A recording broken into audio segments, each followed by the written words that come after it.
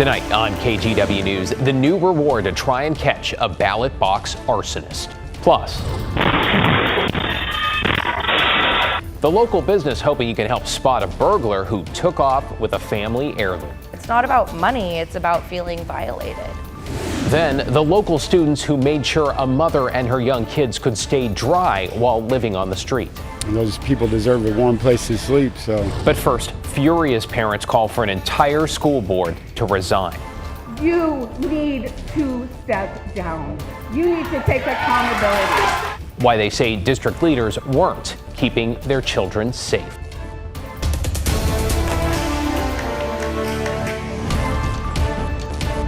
Thanks for joining us. I'm David Mulco. Those parents and students are fed up with the St. Helens School District, with a current and a former high school teacher both facing sex abuse charges. As Catherine Cook reports, they're now calling for accountability and answers. In more than 20 years of reporting, I've never seen a community rise up against a school board with more anger, outrage, and contempt. They're calling for everyone on the St. Helens School Board to resign.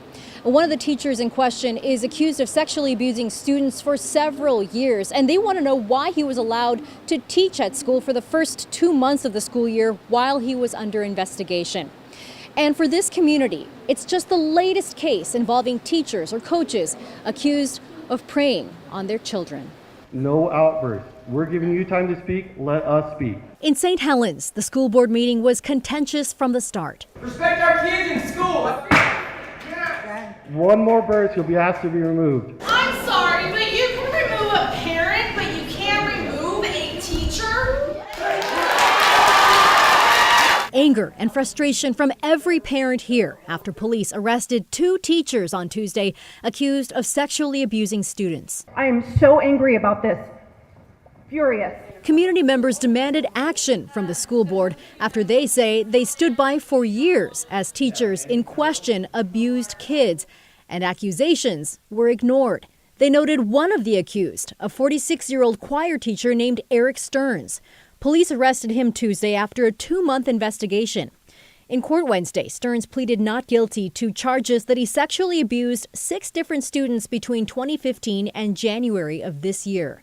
To many parents here, words from Superintendent Scott Stockwell rang hollow. Our first and foremost commitment has always been the well-being and safety of our students, and the news has been devastating for all of us. Board members acknowledged that they knew Stearns had been under police investigation since September, but allowed him to keep teaching until his arrest. Do any of you guys have anything to say to the parents, to the victims? We've made statements, and, Parents, including the mom of an alleged victim, say the board's willful inaction goes much deeper than that. We also had police reports, and I talked to the principal, and she brushed it off like it was nothing. Former State Senator Rachel Armitage also took board members to task. I want to know why this educator was allowed to cause harm to students for an additional 8 years, as well as apparently several others. This week, police also arrested a second St. Helens teacher on abuse allegations, 64-year-old Mark Collins, who's now retired. His charges include 2 counts of sexual abuse in the 2nd degree. And parents here say there are more teachers and coaches their kids have raised alarms over, they say only to be rebuffed by school and district officials. On this night, they said, it stops now. You need to step down. You need to take accountability. Parents here say this is far from over after tonight. They say they're going to continue fighting against what's been happening in their school district to protect their kids. Collins, the retired teacher accused of sexual abuse, is due in court on Thursday. In St. Helens, Catherine Cook, KGW News. To get you caught up on tonight's other headlines, a trial is underway in Washington County in the case of a 13-year-old who was sexually assaulted and then murdered. The body of Milana Lee, a 6th grader in Beaverton, was found in a creek in May of 2022. The suspect, Daniel Gore, was 16 at the time but is being tried as an adult. In opening arguments today, the defense claimed the two had a sexual relationship and said unidentified male DNA found on Lee points to a different killer. Newly released video shows the suspected arsonist authorities say set 3 ballot boxes on fire in Oregon and Washington just before the election.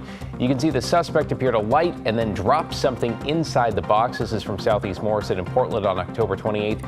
He then drives away. There is a puff of smoke, and a few moments later, the whole thing erupts in a shower of sparks. The FBI is now offering a reward of up to $25,000 for information leading to the arsonist. And classes are canceled for the rest of the week in the Albany School District, where about 600 teachers remain on strike. In an update from the district tonight, they say the two sides began working with a state mediator today and will continue negotiations tomorrow. Teachers are demanding better pay, increased school safety, and smaller class sizes. The district says it cannot afford to meet teacher demands when it comes to those smaller class sizes. New tonight, the owners of a Gresham tattoo shop are asking for help identifying a man they say broke in and made off with a bunch of supplies, including a family heirloom. Alma McCarty is here with those details. Alma? Yeah, David, this is really the only video that Equinox Tattoo has of the burglary suspect. They've warned neighbors and turned the footage into police, but still no answers in a smash and grab they call unusual. Early morning peace and quiet in downtown Gresham interrupted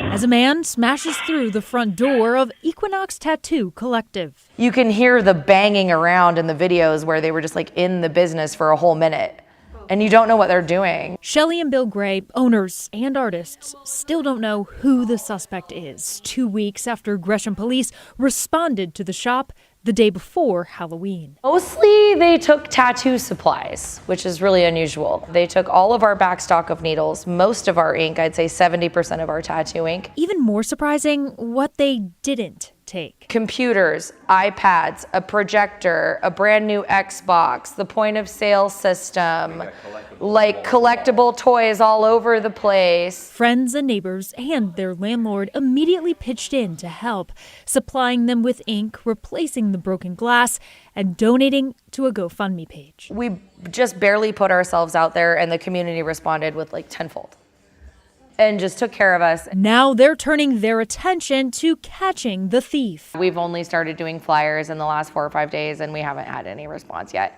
However, our video is pretty bad. You can see details about their clothing, but you can't really see like their facial features. Part of the reason Gresham police say they've suspended the case, citing a lack of tangible leads. Shelley and Bill have since upgraded their security system. We got the back door, we got the front door, but what happened in between is a mystery. In addition to the tattooing supplies, Shelley also says the thief took a precious family heirloom that was in the shop, her grandmother's vintage sewing machine. She's been checking Craigslist, Facebook Marketplace, and local pawn shops. That's really the most heartbreaking loss here. David? Yeah, well, hopefully that will turn up. Thanks, Alma.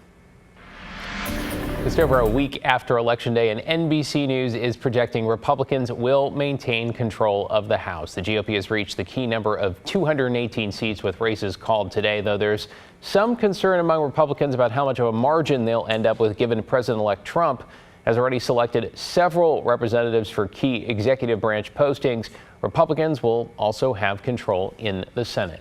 One of those congressmen, by the way, Matt Gaetz of Florida, who the president named as his pick for attorney general today, subject to confirmation by the Senate. Gaetz has already resigned his seat. If confirmed, he would lead the Justice Department that once investigated him for possible sex trafficking. That case ended in 2023 without charges. Gaetz denies any wrongdoing.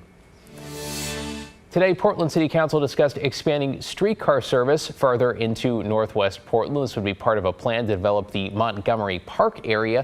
The extended line would run north on 23rd from Northrop and then turn down Roosevelt and Wilson, kind of a loop there. Planners told City Council the project is slated to cost $120 million. And while some testified today in support, others wondered if the extension is really necessary.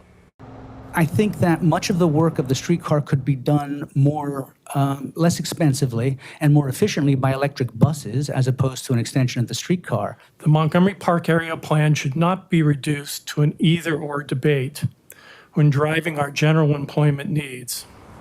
Planners say the main concerns are the potential impacts on parking along 23rd and what it would mean for pedestrians and cyclists. If City Council approves the project and it receives federal funding, that's a lot of ifs, work could begin as soon as 2028.